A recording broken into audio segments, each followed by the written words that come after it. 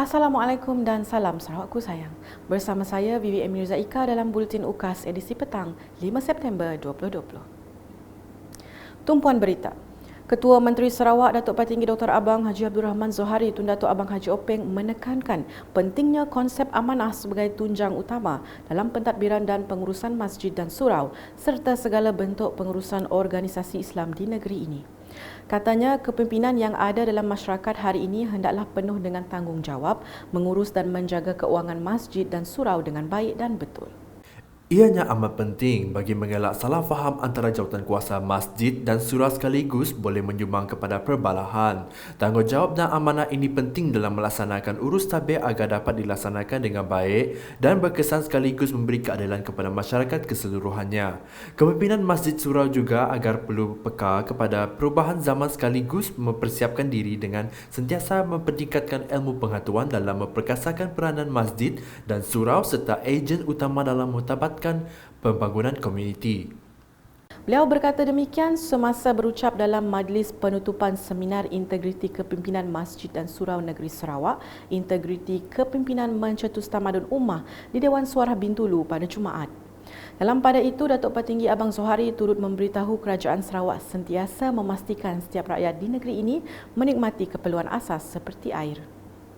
Untuk itu, Kerajaan Sarawak telah memberi peruntukan tambahan sebanyak RM4 bilion kepada Kementerian Utiliti Sarawak untuk melaksanakan projek bekalan air luar bandar di negeri ini. Peruntukan ini adalah bagi memenuhi keperluan masyarakat luar bandar untuk turut sama menikmati bekalan air bersih bagi keperluan harian mereka. Sementara itu, Menteri di Jabatan Ketua Menteri Integriti dan Ombudsman Datuk Haji Talib Zulkifli berkata, penganjuran seminar Integriti Kepimpinan Masjid dan Surau Negeri Sarawak ini mempunyai 3 objektif utama. Terdapat 3 objektif utama penganjuran seminar ini, antaranya pertama, membudayakan integriti dan tadbir urus baik dalam pengurusan masjid dan surau. Konsep integriti perlu ditekankan dalam semua individu yang mentadbir dan mengurus masjid dan surau serta melalui barulah kualiti unggul dapat diwujudkan dalam kalangan individu tersebut. Kedua, meningkatkan kefahaman dan kemahiran mengenai pengurusan masjid dan surau serta cekap dan berkesan. Dan ketiga, menjadikan masjid dan surau sebagai institusi pembangunan ummah.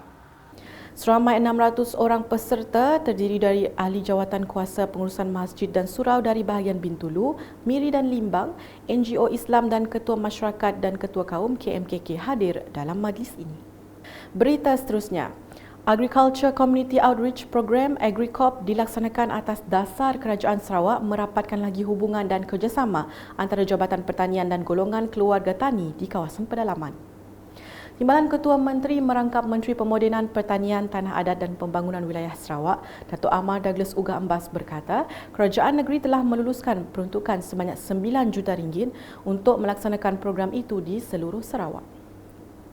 Jelasnya AgriCorp akan dipergiatkan lagi supaya lebih ramai penduduk di pedalaman dapat mendapat manfaat daripada program pengembangan seperti teknologi penanaman, cara untuk mengawal makhluk perosak dan juga amalan pertanian baik, MyGap.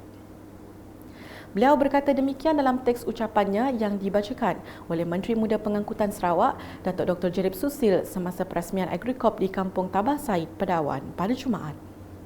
Tambah beliau, kerajaan negeri berharap menerusi AgriCorp, lebih ramai petani yang dapat meningkatkan hasil pertanian sekaligus meningkatkan pendapatan mereka kira-kira mencapai RM4,000 sebulan.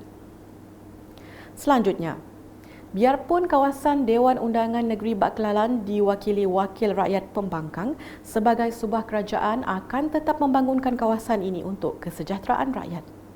Timbalan Menteri Kedua Pembangunan Luar Malaysia Datuk Henry Sum Agong berkata, walaupun baru 5 bulan dilantik sebagai Timbalan Menteri, sebanyak RM5 juta telah diperuntukkan bagi pembangunan Dun Bak Kelalan. Walaupun dalam masa 5 bulan dilantik sebagai Timbalan Menteri, dimaklumkan lebih kurang RM5 juta telah diperuntukkan dengan disalurkan kepada beberapa jabatan dan agensi kerajaan bagi menyediakan pembangunan di kawasan Dun Bak Kelalan. Ini kerana kawasan Dun Bak Kelalan ini diwakili pembangkang. Beliau berkata demikian semasa berucap selepas melawat kawasan daerah Terusan Kecil Lawas pada Khamis. Jelas Datuk Henry yang juga merupakan ahli Parlimen Lawas, pembangunan yang difokuskan itu merangkumi bekalan elektrik, air bersih dan jalan raya. Pada majlis itu, beliau telah menyerahkan cek peruntukan yang akan dilaksanakan di kawasan daerah kecil terusan kepada beberapa kampung berjumlah RM730,000 bagi menampung kos projek-projek kecil dan bantuan keuangan kepada Jawatan Kuasa Kemajuan dan Keselamatan Kampung JKKK.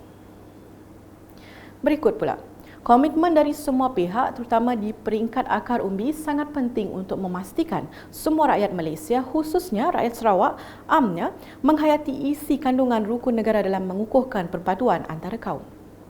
Menurut Menteri Muda Perancangan Bandar, Pentadbiran Tanah dan Alam Sekitar Sarawak Merangkap Adun Kuala Rejang, Datuk Len Talif Saleh, hanya melalui perpaduan negara dan negeri ini dapat dibina.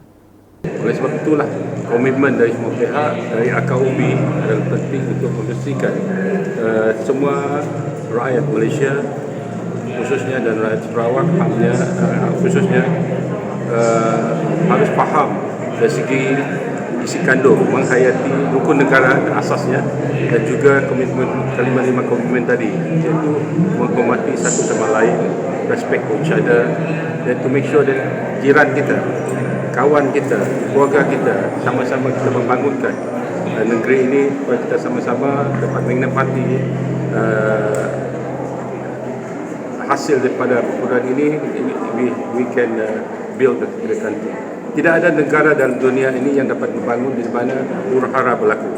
Semasa majlis pelancaran sesi maklum balas rakyat berhubung draft Pelan Tindakan Perpaduan Negara 2021-2025 semalam, Datuk Len berkata ianya merupakan satu pendekatan untuk memperbarui komitmen terhadap perpaduan negara. Katanya maklum balas yang diperolehi dalam program tersebut akan menjadi garis panduan dan menentukan perpaduan negara pada masa depan. Beralih pula ke perkembangan di Dun Meradong. Sejumlah 6 gereja dan kuil di Dun Meradong menerima peruntukan berjumlah RM1.650 juta dari Unit Hal Ehwal Agama Lain UNIFOR. Majlis penyerahan peruntukan itu telah disempurnakan oleh Adun Meradong, Datuk Ding Kwong Hing pada Jumaat. Datuk Ding dalam ucapannya memberitahu untuk tahun ini sejumlah RM38.7 juta peruntukan bagi fasa pertama melibatkan 290 permohonan telah diluluskan untuk semua gereja dan kuil di Sarawak. Beliau juga menyeru semua institusi keagamaan yang telah diluluskan permohonan agar menggunakan dana yang diberikan dengan sebaiknya demi manfaat umat masing-masing. Seterusnya, seramai 21 orang peniaga di Medan Selera Lundu telah menerima sijil halal dan 4 lagi dalam proses. Ahli Dewan Undangan Negeri Adun Tanjung Datu, Datin Patinggi Datuk Amar Jamilah Anu berharap semua peniaga sentiasa memastikan makanan yang disediakan bersih dan mengamalkan kebersihan selalu. Kalau ada pun sijil halal tapi tidak bersih pun tidak berguna. Sekarang ini kawasan Dewan Undangan Negeri Dun Tanjung Datu sentiasa dipenuhi oleh pengunjung dari luar. Oleh itu, peniaga mesti sentiasa memperbaiki dan memperbaharui premis supaya sentiasa menjadi pilihan pelanggan. Beliau berkata demikian semasa berucap dalam Majlis Pelancaran Zon Halal Medan Selera Lundu 2020 pada Khamis. Sementara itu, Yang di-Pertua Majlis Islam Sarawak, Datuk Misnu Haji Taha berkata, penerima sijil halal Medan Selera Lundu harus berterima kasih kepada Datin Patinggi Datuk Amar Jamilah kerana begitu komited untuk mendapatkan sijil halal supaya kedai mereka tidak diragui dan memberi banyak manfaat kepada peniaga dalam memberi perkhidmatan terbaik kepada pelanggan. Pada majlis itu, turut diserahkan banner Zon Halal Medan Selera Lundu oleh Jabatan Agama Islam Sarawak JAIS kepada Setiausaha Majlis Daerah Lundu, Nur Ashikin Ibrahim untuk digunakan di Medan Selera Lundu. Sekian bersama saya, Vivi Mirza Ika dan kru penerbitan. Untuk dapatkan berita-berita terkini Sarawak setiap hari, layari UKAS Channel di YouTube atau melalui Facebook, Instagram, Twitter dan aplikasi Telegram Bulletin UKAS. Salam UKAS.